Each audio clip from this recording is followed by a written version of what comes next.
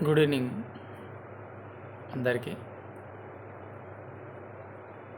ఒకటేంటంటే ఈ మధ్యకాలంలో ప్రాపర్టీ కొనుక్కున్నటువంటి కస్టమర్ కానీ, కొనబెట్టేటటువంటి ఎంప్లాయీ కానీ, అందులో తప్పులున్నాయా లేవా అతనికి అమ్మే వ్యక్తికి కూడా తెలియదు.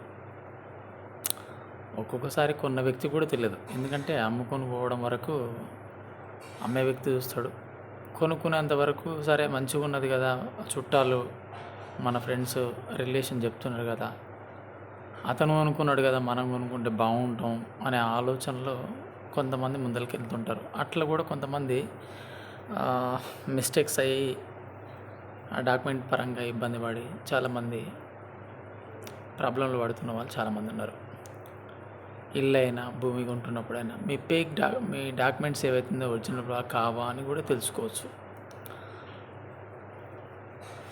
కొంతమంది ఏంటంటే ఈ డాక్యుమెంట్లలో ఎస్ఆర్ఓ దగ్గర కాకుండా కొంతమంది రబ్బర్ స్టాంపులు వాడి కూడా రిజిస్ట్రేషన్ చేసిన వాళ్ళు అంటే రబ్బర్ స్టాంపర్లు అవే వాడి తర్వాత అల్ల లుసుగులను అంటే మోసాలను బయట చెప్పకుండా అమ్ముకొని ఈ సంవత్సరం ఉన్న ఆఫీసు ఒకసారి మధ్యకాలంలో ఏంటంటే ఆఫీసులు కూడా చేంజ్ అవుతున్నాయి. అట్లా కూడా మనకు కొంచెం ఎఫెక్ట్ పడుతుంటుంది. మన జీతంతో అంటే ఇప్పుడు మామూలుగా జాబ్ చేసే వాళ్ళు ఎవరైతే ఉంటారంటే డబ్బులు పెట్టి కొనుక్కొని అంటే జాబర్స్ కానీ ప్రైవేట్ సెక్టార్లో 10,000కు లేకపోతే 20,000కు 30,000కు జాబులు చేసుకుంటూ ప్రతి పైసని వెనకేసుకొని కొనుక్కునే వాళ్ళు ఉంటారు. అట్లా కూడా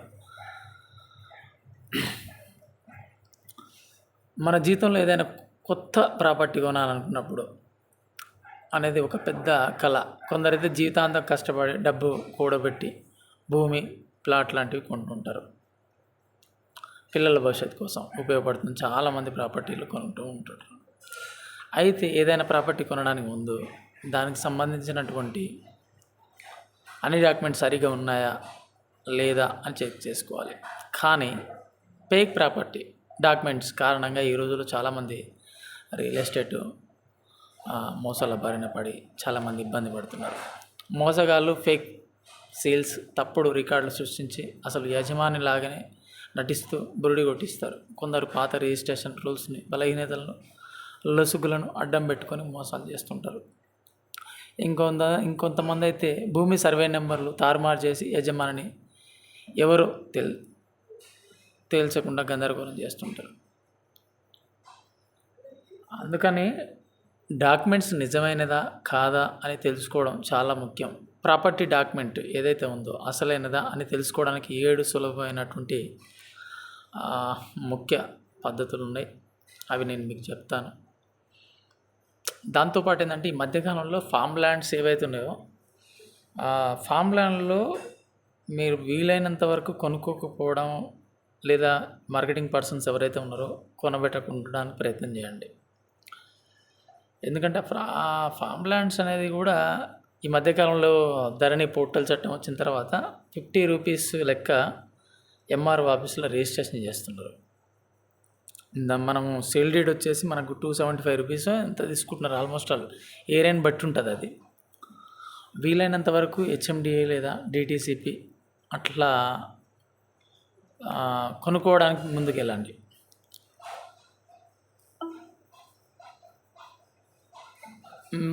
మామూలుగా ఏంటంటే రిజిస్ట్రేషన్ ఆఫీసులో మెటల్ స్టాంపులు సీల్ వేస్తుంటారు.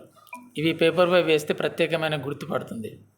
కానీ కొంతమంది రబ్బరు స్టాంపులు వాడుతుంటారు. అలా చూడడానికి అది చదునుగా ఉంటాయి. ఇంకు కూడా అప్పుడప్పుడు అంటుకుపోతుంటుంది. డాక్యుమెంట్పై సీల్ని జాగ్రత్తగా చూడాలి. అది రబ్బర్ స్టాంప్ లాగా కనిపిస్తే ఆ డాక్యుమెంట్ అనేది నకిలీ అయ్యే ప్రమాదం ఉంటుంది. డూప్లికేట్ డాక్యుమెంట్ అండ్ నోటిఫికేషన్ కొన్ని డీడ్స్ అంటే ఏవైతే సేల్ డీడ్స్ ఉంటాయో కాపీ ఆఫ్ డాక్యుమెంట్ అంటారు దాన్ని. అది వచ్చేసి ఈ మోసగాళ్ళను మోసగాళ్ళు ఎవరైతే ఉన్నారో దాన్ని అడ్వాంటేజ్గా తీసుకొని ఫేక్ ఓనర్షిప్ పేపర్లు సృష్టించడం, రిజిస్ట్రేషన్ ఆఫీస్లో క్రాస్ చెక్ చేయడం మర్చిపోవద్దు. ఖచ్చితంగా ఇటువంటివి ఉంటాయి కాబట్టి క్రాస్ చెక్ చేయాలి ఖచ్చితంగా. సబ్ రిజిస్టర్ ఆఫీస్లో అయితే క్రాస్ చెక్ చేయడం మర్చిపోవద్దు. అక్కడ కూడా అనుమానాస్పదమైన డూప్లికేట్ ఎంట్రీలు ఏమైనా ఉన్నాయేమో తెలుసుకోవచ్చు. మనము ఎస్ఆర్ఓని కూడా అడగవచ్చు, అతను కూడా చెప్తాడు. టైటిల్స్ ఏవైతే మనం ఇస్తున్నామో ఆ సీల్స్లో తేడాలు గవర్నమెంట్ ఆఫీసులలో కొన్ని టైటిల్స్ మారుస్తుంటారు. ఉదాహరణకు సబ్ రిజిస్టర్ నుంచి డిస్ట్రిక్ట్ సబ్ రిజిస్టర్గా అప్గ్రేడ్ చేస్తుంటారు. ఒక డాక్యుమెంట్లో ఆ కాలానికి చెల్లని ఓల్డ్ టైటిల్ ఉపయోగిస్తే అది ఫేక్ అయ్యే అవకాశం ఉంటుంది. ఏదైతే రిజిస్టర్ ఈ ఇయర్ ప్రకారం కూడా టైటిల్ సీల్ మ్యాచ్ అవుతున్నాయో లేదో చూసుకోవాలి. ఇయర్ ప్రకారం కూడా. సో ఇయర్ అనేది కూడా మెయిన్ ఇంపార్టెంట్. ఆఫీసులలో కూడా కొన్ని తేడాలు కొడుతుంటాయి. పాత రూల్స్ చట్టాల ప్రకారం కూడా కొన్ని క్రాస్ చెక్ చేసుకోవాల్సిన అవసరం ఉంటాయి. 1990కి ముందు సేల్ డీడ్పై కేవలం అమ్మే వ్యక్తి సంతకం ఉంటే సరిపోయేది. దీంతో మోసగాలు ఫేక్ డాక్యుమెంట్స్ సృష్టించడం సులభమైంది. ఎందుకంటే ఓల్డ్ ప్రాపర్టీ రికార్డులో తప్పులు గుర్తించడానికి గతంలో ఉన్న నిబంధనలు తెలుసుకోవాలి. మన మెయిన్ ఇంపార్టెంట్ ఇవి. ల్యాండ్ సర్వే ఎర్రర్స్ కానీ కొన్నిసార్లు 2 డాక్యుమెంట్లలో ఒక సర్వే నెంబరు వేరువేరు యజమానుల పేర్లతో కనిపిస్తుంటుంది. దీంతో ఓనర్షిప్ విషయంలో గొడవలు వస్తుంటాయి. ఒక కుటుంబం భూమి పంచుకున్నప్పుడు ఆ తర్వాత ఓనరు ల్యాపింగ్ సర్వే నెంబర్లు అంటే 2 నెంబర్లు మ్యాచ్ అవుతుంటే దాన్ని ల్యాపింగ్ అంటారు. ల్యాపింగ్ సర్వే నెంబర్లు ఏవైతే ఉన్నాయో అవి చెక్ చేసుకోవాలి. అవి సర్వే నెంబర్లతో రిజిస్ట్రేషన్లతో చేసినప్పుడు కూడా ఎటువంటి సంఘటన జరుగుతుంది. డిమాండ్ ఉన్న ఏరియాల్లో ఇలాంటి సమస్యలు ఎక్కువగా వస్తుంటాయి. ఆస్తి కొనే ముందు ల్యాండ్ సర్వే రికార్డును ఖచ్చితంగా వెరిఫై చేసుకోవాలి.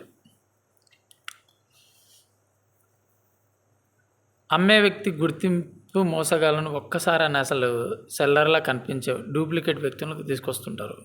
ఈ బ్రదరు, కజిన్ లేదా అక్క చెల్లెలు కూడా నిజమైన యజమానిలాగా నటిస్తూ సంతకాలు ఫోర్జరీ చేస్తుంటారు. ఆధార్ వంటి గవర్నమెంట్ ఐడి ప్రూఫ్స్ తప్పకుండా చెక్ చేయాలి. కానీ ఆధార్ కార్డులు నకిలీని సృష్టించగలరు కాబట్టి చాలా సోర్సెస్ ద్వారా వెరిఫై చేయాలి. ఇవి చాలా ఇంపార్టెంట్. ఇంకా పూర్తి వివరాలు ఏదైనా ఉంటే మనం పర్సనల్గా మాట్లాడుకోవచ్చు. చెప్తాను. ఆ 7 ఏంటి అనేది కూడా మీకు వివరణిస్తా. ఎట్లా చూసుకోవాలి, ఏంటి సంగతులు, అవి చేస్తే ఎలా ఉంటుంది, అవి తెలుసుకోవడం వలన మనకేం ప్రయోజనం అనేది మీకు పూర్తి వివరణ ఉంటుంది. ఎందుకంటే అవి తెలుసుకుంటే ఎప్పటికైనా రియల్ ఎస్టేట్లో మెయిన్ ఫండమెంటల్ బేసిక్ అంటే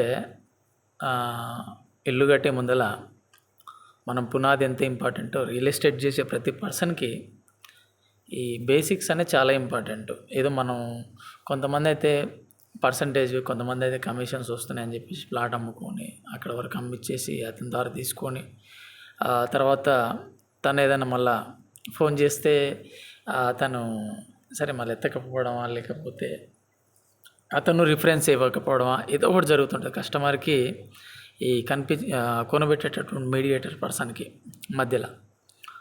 సో మనం ఎప్పటికైనా దానికి సరే వాట్ ఎవర్ ఇట్ మేబీ ఏదేమైనా కస్టమర్కి అందుబాటులో మనం ఉంటే సరే కొనబెట్టడమా అమ్మిపెట్టడమా తర్వాత సంగతి. అతనికి ప్రతి జరిగే విషయం డైలీ అప్డేట్లో ఉంటే మనకు కానీ అతనికి కానీ 100% మంచి లైఫ్ అనేది ఉంటుంది. సరే అతని రెస్పాన్స్ అనేది కూడా కొన్నిసార్లు అతను ఉన్న పరిస్థితులను బట్టి కూడా బిజీ ఉన్న పరిస్థితులు బట్టి కూడా ఇవ్వలేకపోతుంటాడు. దాన్ని కూడా మనం మిస్అండర్స్టాండింగ్ చేసుకోకుండా తనకి ఎప్పుడు అందుబాటులో మనం ఉండి అతనికి ఎప్పుడు వీలైతే అప్పుడు ఫోన్ చేసి కస్టమర్లను ముఖ్యంగా మనం తెలుసుకోవాల్సింది ఏంటంటే తను ఏ సిచ్యువేషన్లో ఉన్నాడో మనం అర్థం చేసుకోవాలి ఫస్ట్ మెయిన్గా. మనం ఎందుకంటే మనం రియల్ ఎస్టేట్ పర్సన్లం కాబట్టి తను అర్థం చేసుకొని ఆ టైంను వీలు చేసుకొని ఫోన్ చేయాలి. ఫోన్ చేస్తే మనకు 100% అనేది సక్సెస్ వస్తుంది. కొంతమంది అయితే 24 గంటలు అతనికి ఫోన్ ఇష్టం లేకుండా ఫోన్ చేస్తుంటారు. అప్పుడు బిజినెస్ అనేది మన డ్రాప్ అవుతూ ఉంటుంది. అది మెయిన్ ఇంపార్టెంట్. ఇక ఇంకా కొంతమంది అయితే అంటే ఊరికి ఫోన్ చేసి సతాయిస్తుంటారు. మనకు ఫర్ ఎగ్జాంపుల్గా క్రెడిట్ కార్డుల కోసం కానీ తర్వాత బ్యాంకర్స్ వీళ్ళు చేస్తుంటారు. మనం ఎంతైతే నర్వస్గా ఫీల్ అవుతామో వాళ్ళు కూడా అంతే నర్వస్గా ఫీల్ అవుతుంటారు. కాబట్టి వాళ్ళు ఏ టైంకి చేయమంటే వాళ్ళ టైంకి చేస్తే మనకు బిజినెస్ అనేది 100% వస్తుంది. ఎవరో వచ్చి మనకు మోటివేషన్ చేయరు, మనమే మోటివేషన్ కావాలి డైలీ. ఎందుకంటే డబ్బులు లేనప్పుడు బాధపడుతుంటారు చాలామంది. కొంతమంది డబ్బులు ఉన్నప్పుడు లేనప్పుడు ఒకటే తీరు ఉండడానికి ప్రయత్నం చేయాలి. అది మెయిన్ ఇంపార్టెంట్ లైఫ్లో. కాబట్టి వీలైనంత వరకు రియల్ ఎస్టేట్లో డెప్త్కి వెళ్తే దాని గురించి తెలుస్తుంది. డెప్త్కి వెళ్ళకుండా అది ఏదో పైన అమ్మేంతవరకు ఈయన కొనేంతవరకు ఉంటుంటారు. కాబట్టి అలా కాకుండా ఇందులో ఇది ఇన్ఫినిటీ, అంటే ఇది చాలా లోతైన సముద్రం. దీని గురించి తెలుసుకుంటే ఇంకా చాలా బాగుంటుంది. ఒక వెంచరు చేసే ముందర దాన్ని అనాలిసిస్ చేసుకోవాలి. సరే మనం కొనబెడుతున్నాం, తర్వాత అమ్మి పెట్టగలుగుతామా లేదా, రెఫరెన్స్ మనకు వస్తుందా రాదా, సరే ఆయనకు ఏదైనా పెళ్ళి కానీ మ్యారేజ్ పర్పస్లో కానీ ఏదైనా ఇబ్బంది ఉంటే మనం అమ్మేయగలుగుతాం, లేదంటే అతని అదే ల్యాండ్ని కన్విన్స్ చేసి వచ్చేటటువంటి అల్లుడు కావచ్చు, బిడ్డకి ఇచ్చేటటువంటి ఏదైతే ఉందో ఆ ల్యాండ్ ఇప్పించే ప్రయత్నం చేయడమా, ఏదో ఒకటి మనం చేయొచ్చు. ఎందుకంటే అది నియర్ బై సిటీ దగ్గరలో సరౌండింగ్లు ఉంటాయి. అది వెంచర్ బాగుంటే ఆ క్లైమేట్లో బాగుండాలి, వెంచర్ బాగుండాలి, ఆ విధంగా ఉంటే ఏదో ఒకటి చేయొచ్చు. అది కూడా ఉన్నాయంటూ మీకు ఫర్దర్ డీటెయిల్స్ ఏవైతే బ్యాక్లో వదిలేసినో 7 అని చెప్పి అవి మీకు పూర్తి డీటెయిల్స్ ఇస్తాను. ఫుల్ వీడియో పెట్టేసి దానికి సంబంధించినటువంటిది 11-20 మినిట్స్ ఆల్మోస్ట్ ఆల్ అంతా తక్కువలో చేస్తున్నాను. సో మీకు పూర్తి వివరాలు నేను ఇస్తాను. మెయిన్ ముఖ్యంగా మన టీం అయితే ఏదైతే ఉన్నదో అది నేను అందుబాటులో మీకు చెప్తాను. నాతోనే కొలాబరేషన్ అవుతుంటే, నాతో మూవ్ అవుతుంటే మీకు నేను 100% నేను చెప్తాను.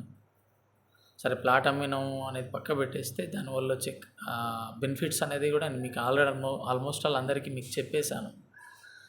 నా నుంచి మీకు బెటర్ ఫ్యూచర్ ఉంటుంది. సో మీ నుంచి నాకు హెల్ప్ కావాలి, నా నుంచి మీకు హెల్ప్ కావాలి.